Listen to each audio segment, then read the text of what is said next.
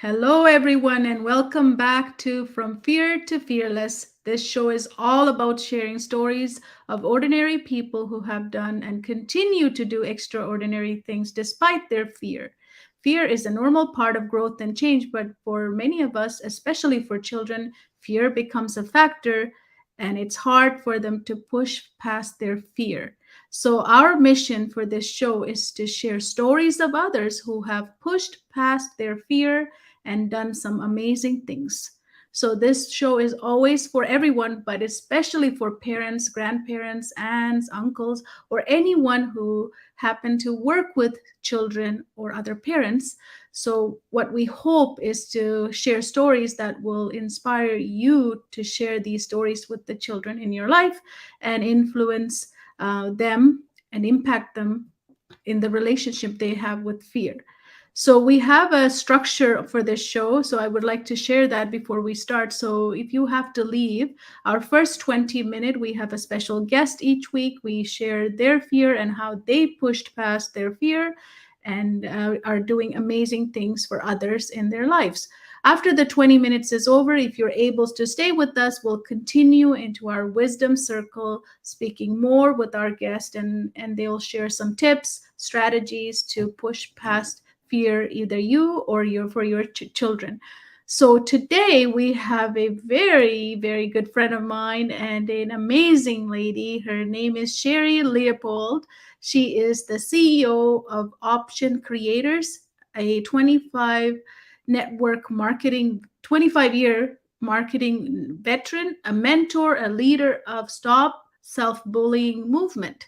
She is the founder of Wow Warrior platform, publisher of Wow Warrior magazine, and a host of two TV shows, Wow Warriors and Outside the Box with Sherri Leopold, and a 10-time, not one, 10-time best-selling author.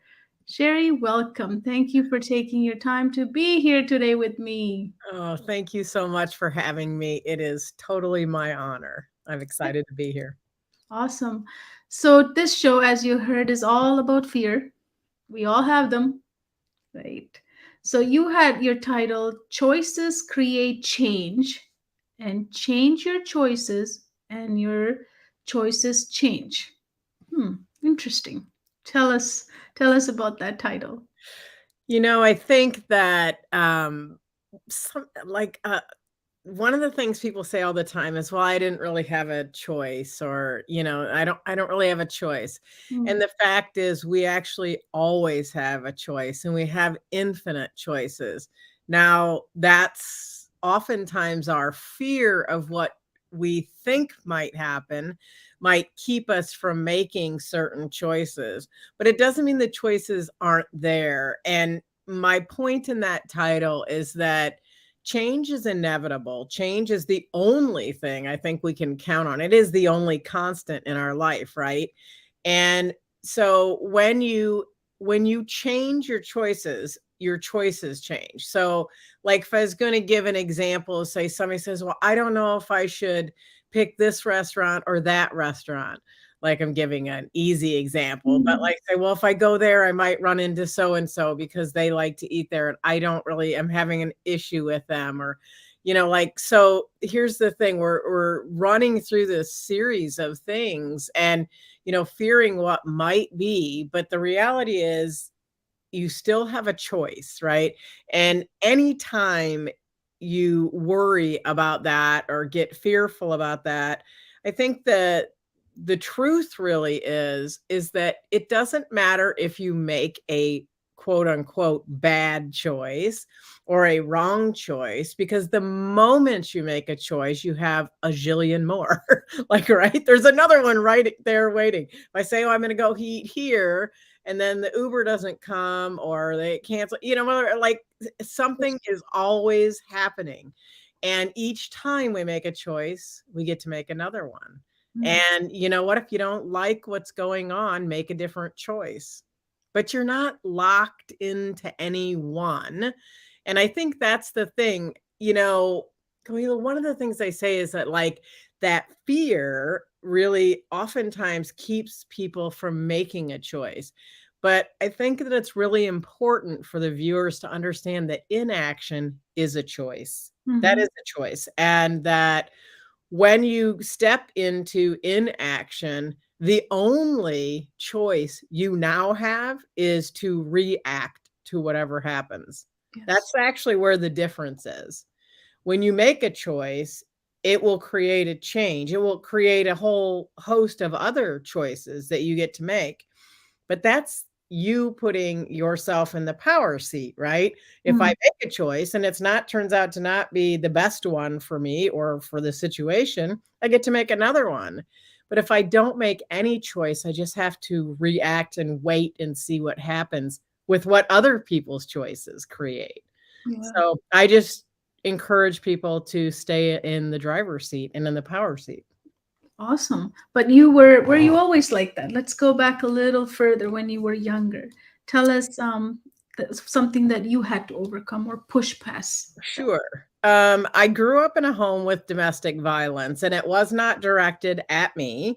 However, because of what I was in, I did feel like I had limited choices. I'll just be very clear about that. I was a kid, right? I couldn't Mhm. support myself, and you know, but the reality was you always have a choice of how you think about something, right?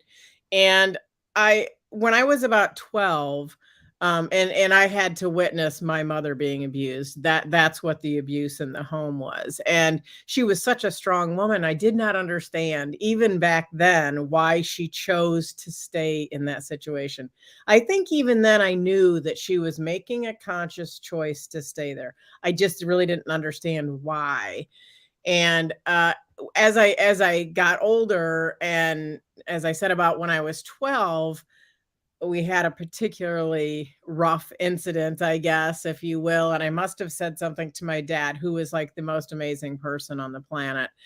And he had picked us up for the weekend. And I must have said something. And he said, you know you don't have to stay there, right? And I was like, a little bit of a light bulb went off, and I was like, "No, I actually didn't know that." Like, I didn't know there was a way out. I hate to say that way, but Mm. I didn't know I had a choice. And I do know, looking back now with my adult self, that part of that reasoning was the legal system. I had a voice suddenly at 12 that I didn't have previously about where I wanted to be. And that was the moment I said I learned that my voice was my choice in action, that what I spoke up about caused a cascade of different things. I said, I don't want to stay in here. I don't want to do this. And was I fearful? Oh my gosh, yes, because I was afraid my sister was 5. Like, I didn't wanna leave her in that situation alone. I was afraid my mom would be mad at me, like all the things. There was all kinds of things, but I often say I had to choose me. I had to choose me and Mhm. what was best for me. And it was very fearful. And I was moving to a different home with my dad and my stepmom. But what I realized is when I made that choice, all kinds of opportunities opened up for me. I always say the leader within me bloomed. And that's a perfect example of how when you change your choices change. I suddenly got to be able to join clubs and be in sports, and I was jokingly say, like, I ate at regular times and went to bed at regular times. I really didn't have anyone watching me. I mean, it was I had structure, Mhm. and it was that one choice that I made that really changed the entire trajectory of my life. But I did it Yes. feeling very fearful, really, but I did it anyway. Yes. I want to go back a little bit. So your mom was at that time married to your stepdad, I guess. Mhm. Or you Yes, were living with your mom, and yes, then you had somehow you have got to a place where you got the courage, you know, out before out from fear comes courage to do something like this, right? So you yes. got the courage to talk to your dad about it. Yes, and I think he was aware of the situation. I think he was always very careful to make the choice not to taint my thinking one way or another, or he never talked ill of my mother or anything like that, or my stepfather really. And so yes, that he provided the circumstance to which I could step into that courage, right? And tap into that courage to do that, because honestly, I just don't even think I realized it was an option for me. So he helped you at that time. Yes. So what happened after, and how are you taking that voice and the choice you got to help others now? So I think, as an adult, it's always easier to look back at ourselves as a child and reason with your adult mind. But today as I look back on it, sometimes people will say, "Oh my gosh, I'm so sorry that happened to you." And I'm like, "I'm not sorry.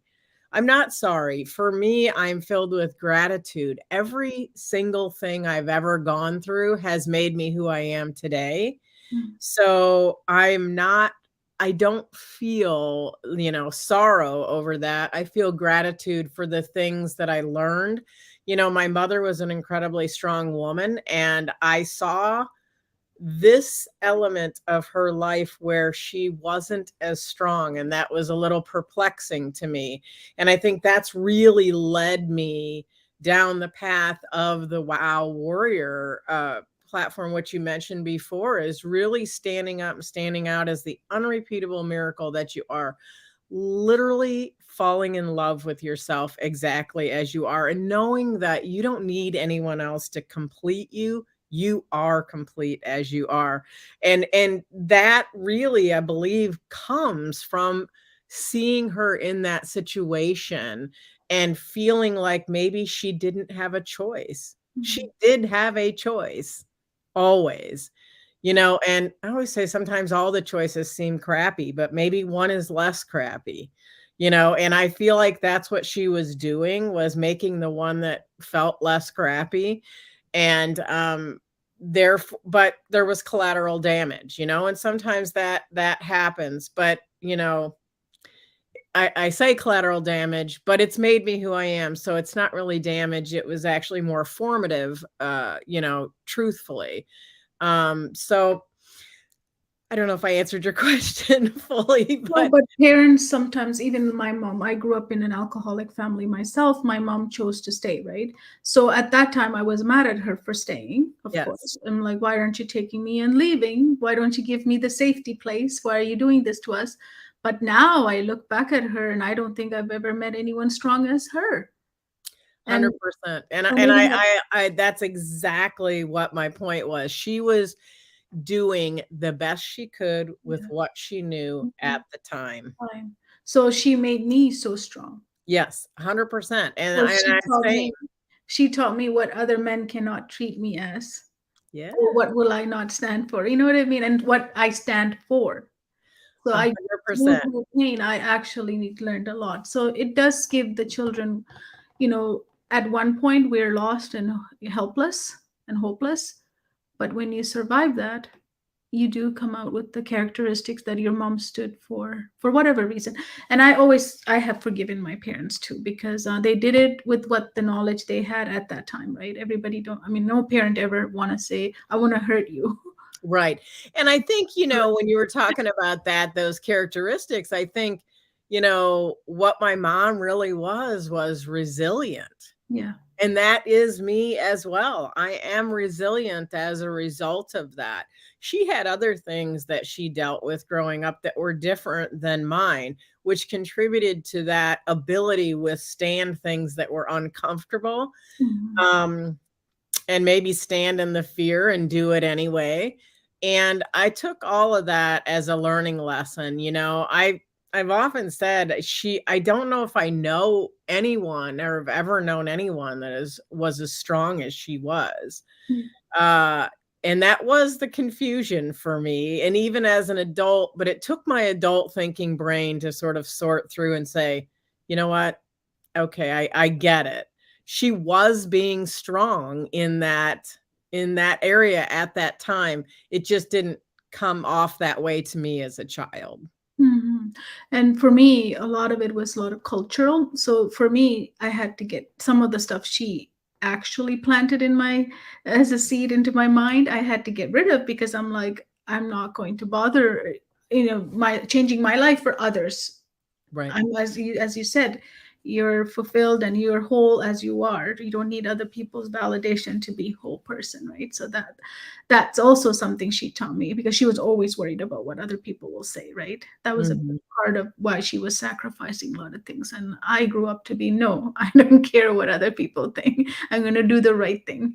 It's So really interesting because that I think is a good point. That and that was same in my family, is I think she was concerned that if she left him, that would be a second broken marriage. I mean, I think there was a lot of societal things going on in her head that she wasn't necessarily speaking out loud or feeling like a failure, right? And that was probably that fear of being alone, and all those things were playing into it.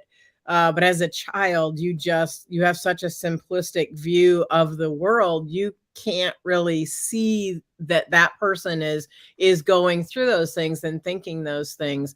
The best you can do is just cope, and that was what I did. But looking back on it, I actually really see how incredibly strong she was, and her resilience. I will say that's the thing I cherish. That rubbed off on me the most.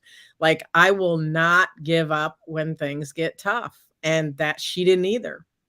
no, no, absolutely. So I have a last question for today during this part of the interview is what would you tell your younger self?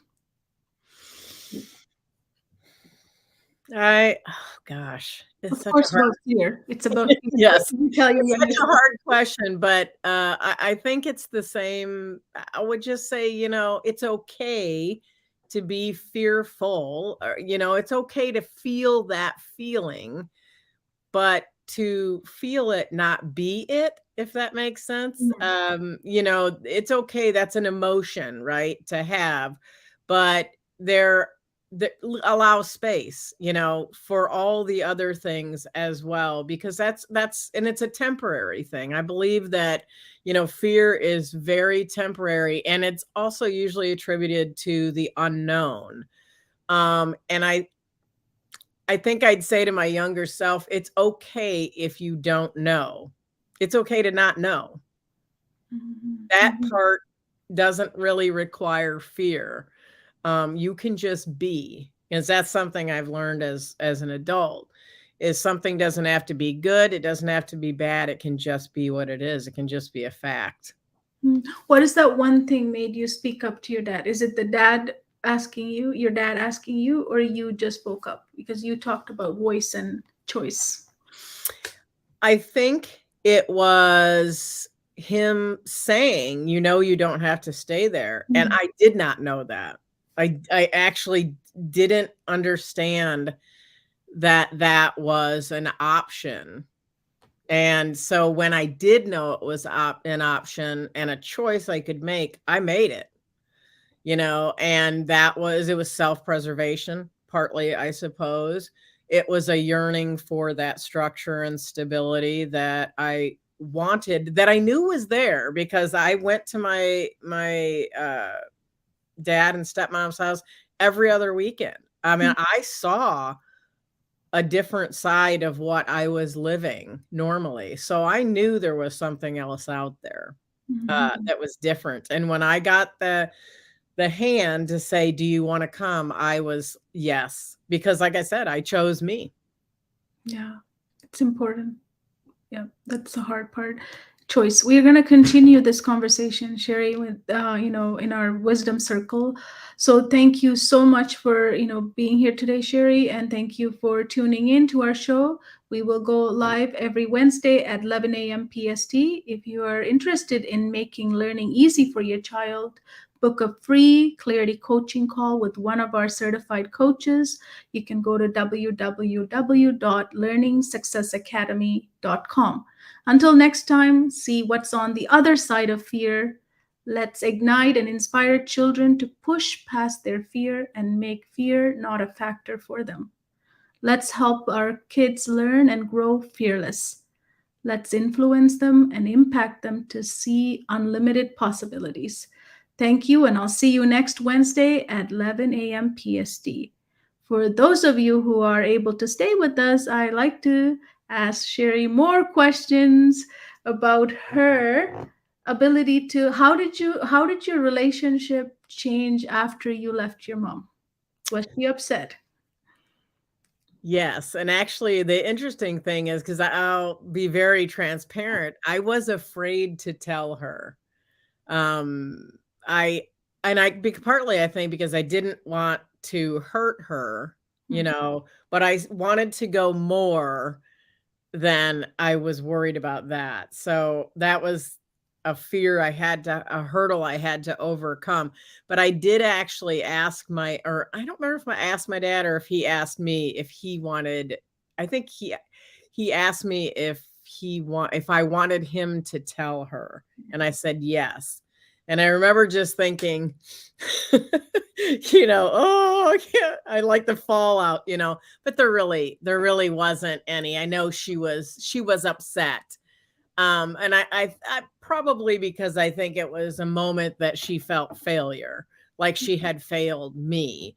mhm. When that really wasn't the case. But it was a better option for me. And that's what I had to stay focused on. Perfect. So let's touch on after you made that decision, you said that choice allowed you to become who you are, part of who you are, right? So let's talk about that. After pushing past that fear of telling the mom, so did you end up having a better relationship with her, or did it become not okay with her? How did that go? Let's talk. It's very interesting because it was I saw her. I mean, she would come and pick me up, so it was kind of more like the reverse. I didn't see her as regularly as my dad came and saw me. And part of it was because she worked in restaurants, and so she worked a lot on the weekends. So I didn't get the chance to see her as much when it was in reverse. But we had an okay relationship. When I went off to college, I went through counseling, and that was really where I came to an understanding of her. I'm not certain she ever understood that a change had occurred for me, but I was able to allow her the grace and the space to just be who she was in that moment. Like I said, that she knew she did the best she could with what she had, with what she knew at the time. And that was a huge weight off my shoulders because I didn't have any resentment anymore. It was just in the ability to just, kind of let go of everything and just say, that's how it was. That's just the way it was. Mhm. And not feel any regret or resentment. I think that's the part that was so great is just to have the release of that. Um, I'm not sure that she saw my leaving the same way I saw it. I think it was always a sore spot for her. Um, but for me, I was okay with all of it, and our relationship, really, in my mind, got way better after that in college because I was just able to accept her Mhm. as she was. Yeah, absolutely. So in terms of, offering strategies to, our parents. So let's say if there's a mom or someone's watching right now, they're in a situation like your mom or my mom was in. What would be the best thing for that mom or dad to do to their child? Like what would be good, like a better situation? How can we make it better for that child?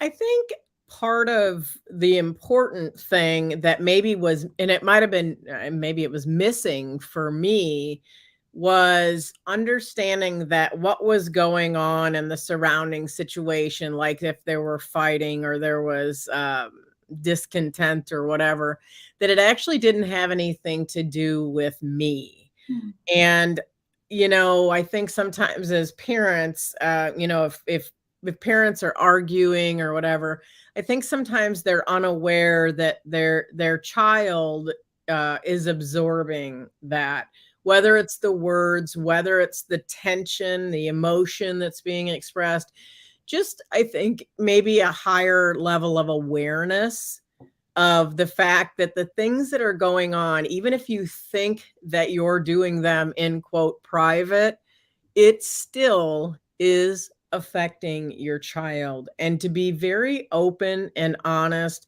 and transparent. I think that's the best thing you can do for your child. And if it's, hey, your father and I are having trouble, we're having a lot of disagreements. I know this might be hard for you. Just know that it's between us Mm. and it doesn't have anything to do with how we feel about you. I think just that open communication is really going to be the key to helping a child feel settled in an unsettling situation.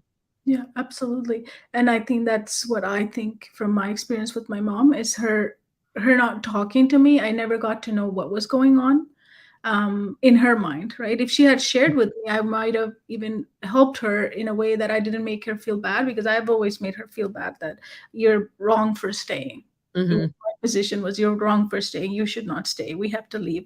And she would say, other people, like her excuses were mostly, what would the society say, or other people would say, right?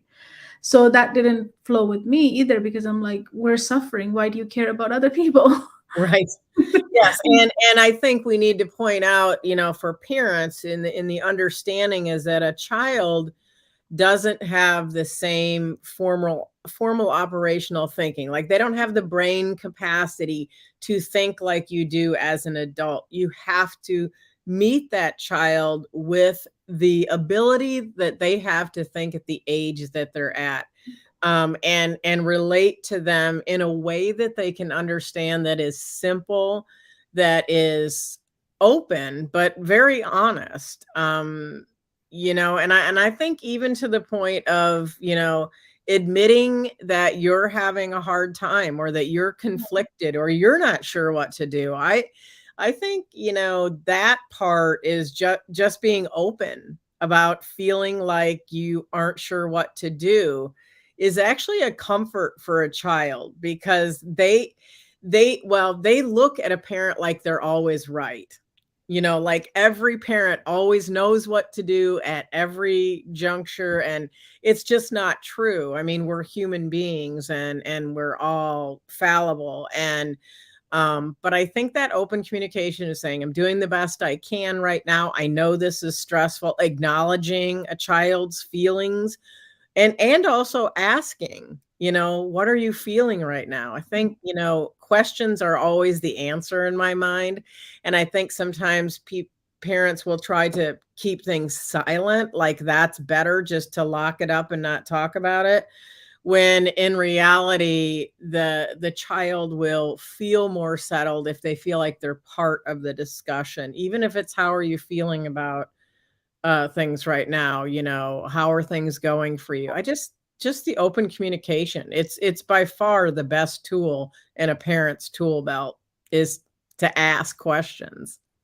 Oh, honestly, it for me too. And I wish I had that too, because if you don't do that as a parent, what happened is I make my own stories. 100%. I was As just a gonna say, child, if I you don't know, you fill in the blanks. It's human nature. as a child, we have a lot of imagination. So we will Yes, create very good stories that they hate me, they might not like me, I'm a trouble for my parents, yes, they're fighting because of me, because yep, I did something yesterday that caused this fight. Now I got all these things about me, because obviously that's another child experience. yes. It's all about, they can't put perspective onto other people's problem either, right? So that Right, was and that's exactly the point you made right there, is exactly why it's so important to keep the open line of communication, even if it feels hard or it feels icky, or as the parent, you just wanna cry. Like, I think that's okay to just say, "I don't have all the answers always. I don't know always the right thing to do. I'm always gonna try to do my best, but I don't always know the answer to everything. I think you know, we have to think about what that's teaching a child is that as they go through life, they don't always have to have every single thing figured out. They don't always have to know the right answer. You're letting them know it's okay to just be for the moment until you feel more settled. Yeah. And what a great opportunity to teach your child during that time. I'm having a hard time. There's something going on.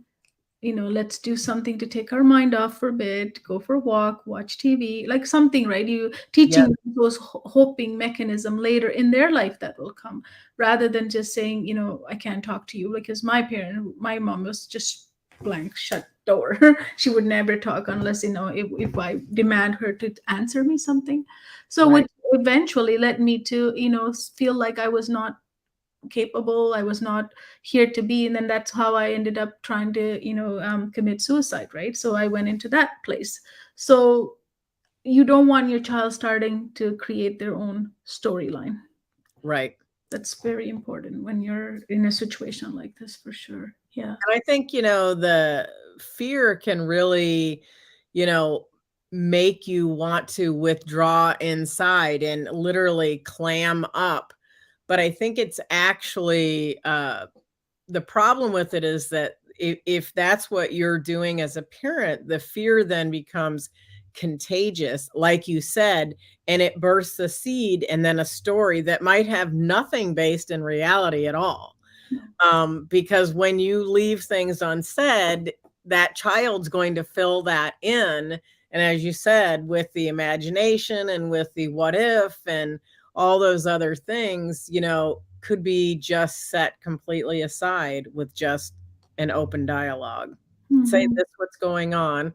It's not ideal, or it doesn't feel really good to me. I'm sure it doesn't feel good to you either. You know, how are you feeling? Just opening the door, and allowing the expression of emotions so it doesn't get bottled up, so it doesn't just circulate and percolate into things that it doesn't even need to be.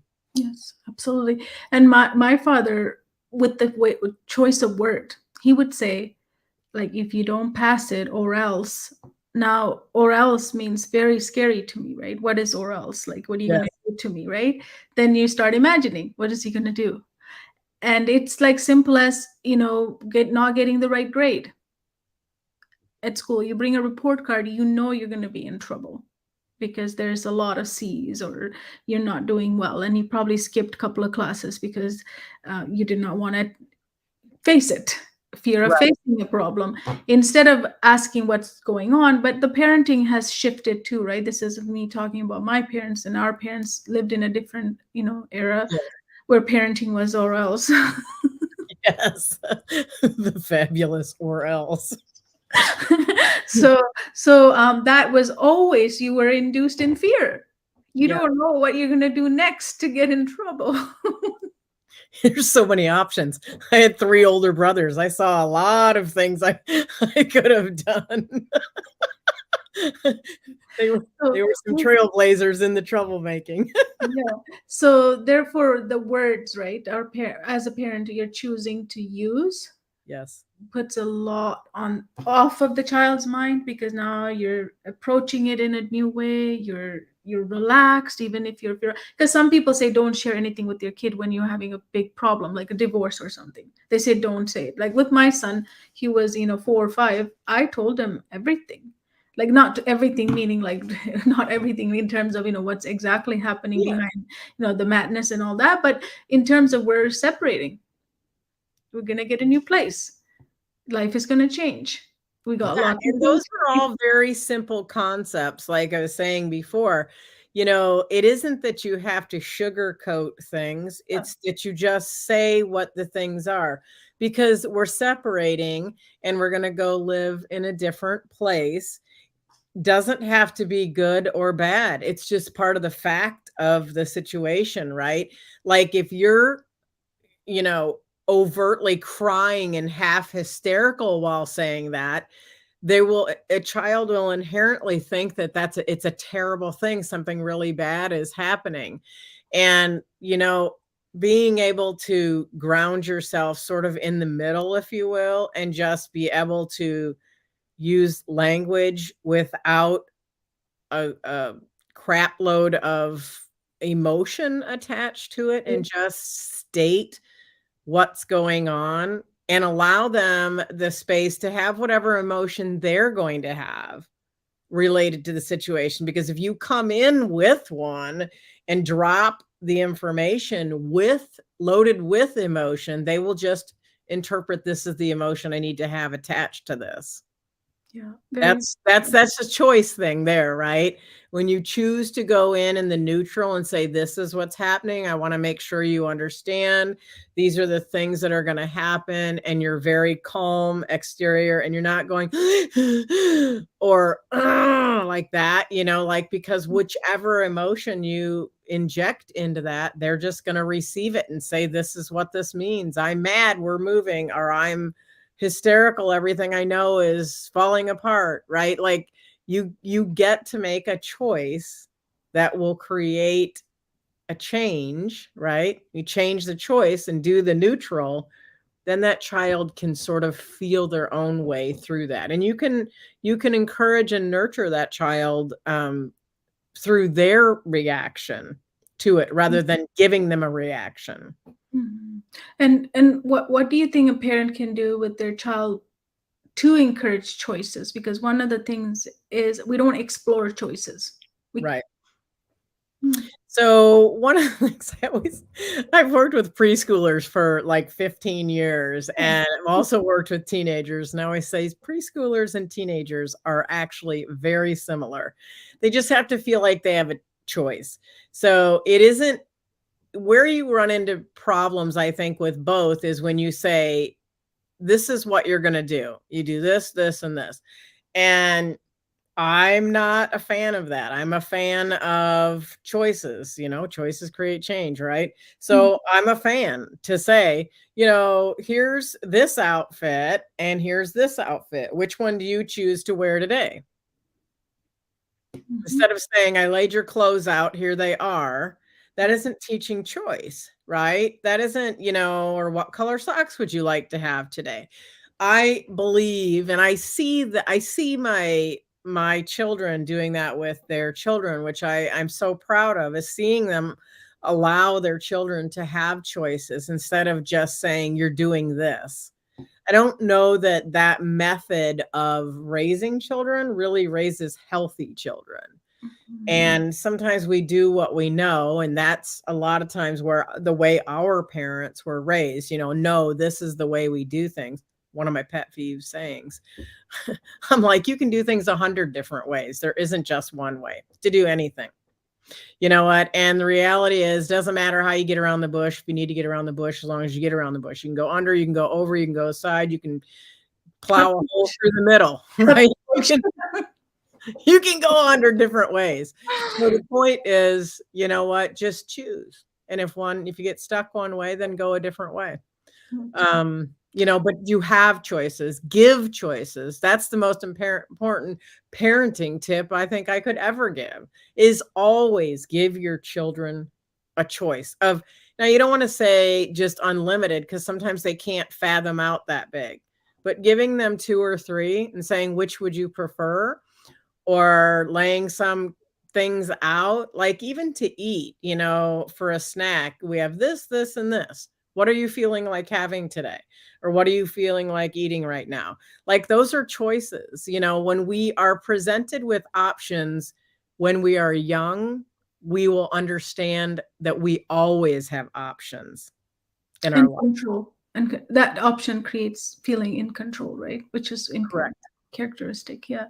And it goes for anything because I used that exact thing with my son because a few years ago his dad had a heart attack, and he was in the hospital. He wasn't going to make it at the beginning, right? So we would go into the hospital and back and forth every day. So he would want to stay there whole night, whole day, like he's like, I'm coming home, right? He was very scared.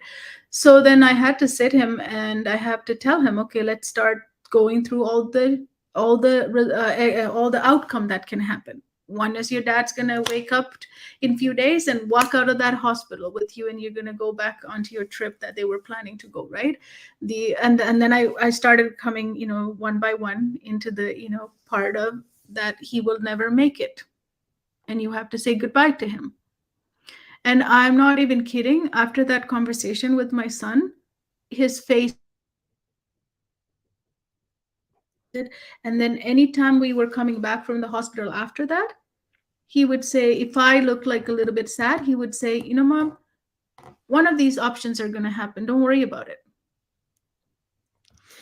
I love that. And you gave him the ability to reason, Yeah. through what was happening, but also to make a choice for himself. And, that will serve him the whole rest of his life. He will always know that there's not just one thing, one choice. There's always many choices, as I said. Sometimes some of them seem crappy, but there's always one that's either less crappy or that will at least create a different scenario that you can then make another choice. Yeah. And you know what, you're not locked in. I think that's the most important thing is, people say, oh, I should have never said that. Like, hey, if you said it, it's done, it's said. What are you going to do now? Like, right, there's another choice to be made the instant it's out of your mouth. Yes, yes. And when his dad walked out of the hospital, he knew that was one of his, choice that he had, and it happened for him. That also takes away that pressure, right? Because before that he didn't know what were the options. He's so Right. young, he didn't know the options. He was worried what is going to happen next. Right, Yeah. exactly. And the thing is, some people might say, "Oh, you said too much to him," but the reality is, it goes back to what you said. You'll fill in the blanks. Kids will fill in the Oh, blanks with the whole what if and worry. And, the thing is talking about it, and like we said, that open communication that you shared with him, he was allowed to share his feelings and his fears, right? mhm. And also what possibilities are, because, you gave him the spectrum, right? He could walk out and be totally fine. He could maybe not make it out. There's a whole spectrum of things. I kind of call it the number line in life. There's always a ground zero, but there's always a lot of people that have really awful things going on, and you may be way up here in the super blessed category. But all of it is going to be grounded in gratitude, and he can be grateful to you for providing him that guidance and those options, and the thinking through, and the safe space to explore the options and what the outcomes might have been in a safe space, right? And to think about them without being afraid, which I think is a true gift. Yeah, and in those situations, kids just kind of take a deep breath and hold it, right? It's something's going to happen, bad is going to happen, but it's not always bad's going to happen. That's why you're in the hospital. He's in the hospital. There's like 5, 6 nurses always around him. Guess what? They're working and they're doing something, right? So there's possibilities of this happening, that happening, and that happening. And I use that with the number line you just said. I use that in my coaching with my students, because when my students say I'm going to write SAT in 2 3 months, and I say how are you feeling, they're like just hold the breath. I'm like, I Yes. don't know, anxious. You're not excited? Okay, so let's start from anxiety being the 0 and 1, and then I keep asking them as we prepare, where are you on the number line now, where are you on the number line now? And then eventually when they get to that exam date, they're like, I'm excited, because Yep. I keep talking on that number line. So I use that number line as well with my students, and they like it because they can see their progress. Otherwise, we don't really watch it, right? I was just going to say, I think that's where you can see your own personal growth and give yourself a pat on the back, right? Saying, yeah, I have improved. I am doing well. And I think that's a really good way to like give a visual to somebody as a tool to think, oh, I have grown. Yes, I can totally see that.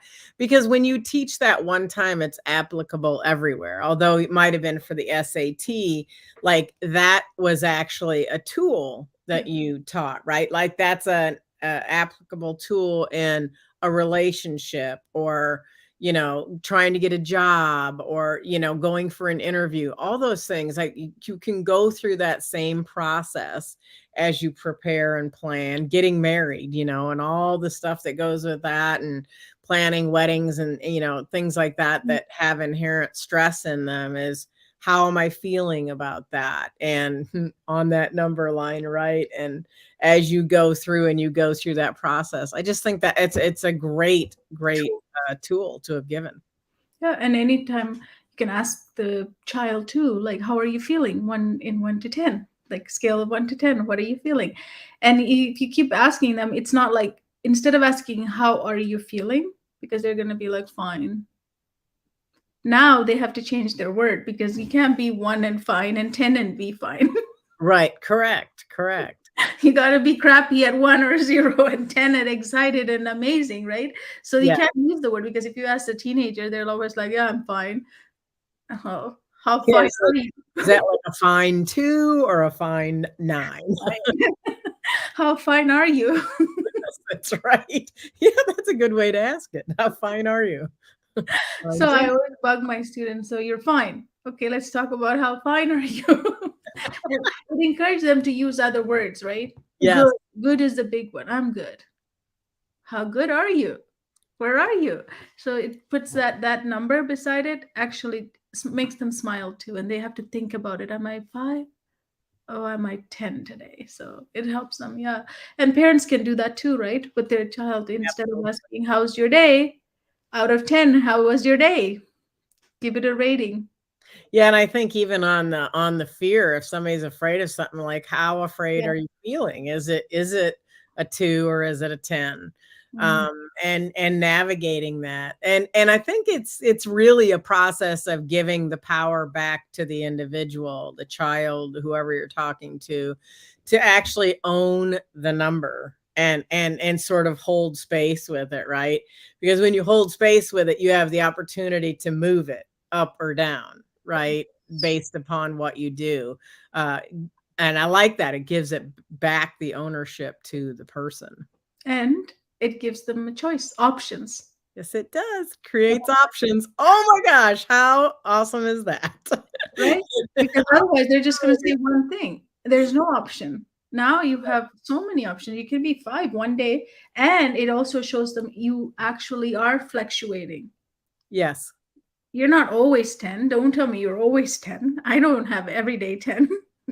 Correct. And I often say that when I'm coaching people in the stop self-bullying coaching because every day isn't perfect. Every day that you wake up, you don't feel like I'm amazing. Sometimes you might think I'm all right, and then you might have 3 days in a row that you feel like you're like the best thing since sliced bread, right? Mhm. But I think giving yourself the grace and the space to be exactly where you are at that moment, but still love yourself fully, no matter what is going on and where you're at, that you're okay. Yes. Wherever you are is exactly where you're supposed to be. Yeah. And it does diffuse the fear.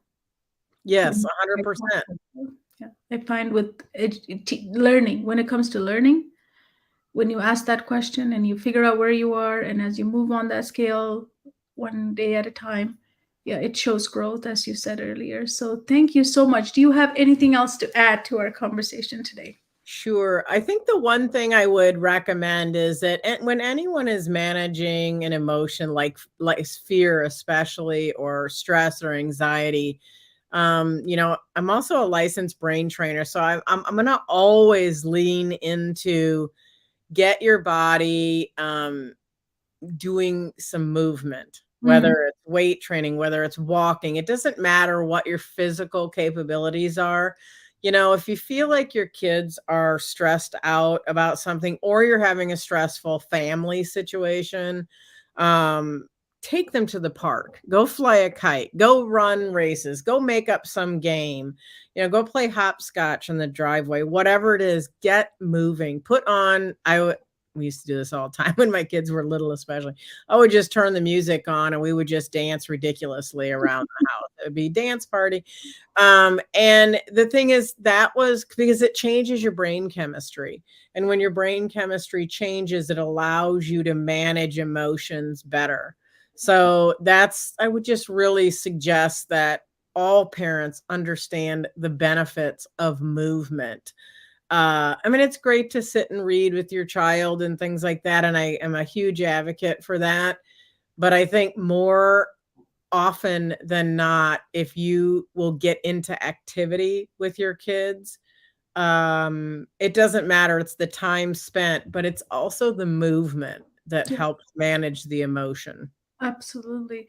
And also, I had a psychologist on one of my summit a couple of years ago, and she said the best way to even talk to your child is to go for a walk and talk or drive and talk. So they're not directly in front of you, but to the side of you, so they can open up and you can open up and talk. Because when you're watching each other, it's more authoritative for a child to look at you because Yes. it's up to you, right? So she said, talk, walk and talk, drive and talk. Again, movement creates that change, and it allows you to open up more with your child. What some people might watch this and say, sharing too much with your child just create anxiety for them, but not sharing enough also creates anxiety. So it's Yeah. a fine balance between, I didn't share everything about my divorce with my son. He didn't need to hear about what the finance were doing. He didn't care about that at age. Whatever he cared, which I knew who he would care, I make sure I opened up and talked to him about it. And I think the other thing I would say and add to that is that each child is different.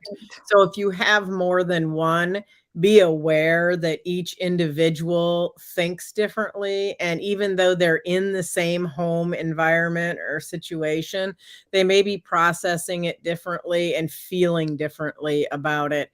So have that individual conversation with each of them so that you can serve that child the best for their needs and where they're at, because they may very well and very likely not be feeling the same exact things as the next one. Very important. Treat your child differently. Do not put them all together and have one conversation because then one of your child is going to feel left out, or both, two, three of them, right? I only had one, so that was good. I only had to have one conversation. But thank you so much for being here today. This was amazing conversation with you and sharing your strategies and opening up about yourself. Thank you. Thank you so much, Kohila. It's my honor to be here. Thank you. Thank you for everyone for staying with us for the Wisdom Circle. And thank you again for tuning into the show. We go live every Wednesday at 11 a.m. PST. If you're interested in making learning easy for your child, you can book a free Clarity coaching call at www.learningsuccessacademy.com. Until next time, see what's on the other side of fear, and let's help our kids learn and grow fearless. Thank you so much.